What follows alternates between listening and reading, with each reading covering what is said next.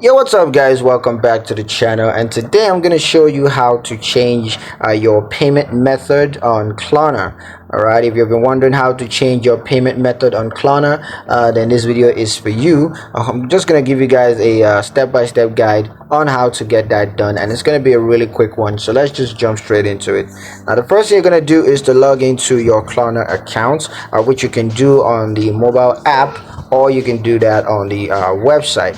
Now once you're logged into your account, you just want to go to the payments tab, and once you're there, just select the payment plan that you want to update, and then you gotta click on change payment method. Now once that opens up, you just gotta choose a new payment method, and once that's all completed, just confirm the change, and Klarna is going to process the change for you. So yeah, that's pretty much it on how to change your payment method on Klarna. I hope you guys liked the video. Hope you found the information useful enough. If you did, like the video, comment down below, let me know what you thought, share the video with your friends, and subscribe to the channel if you haven't done so already, and I'll see you guys in the next one.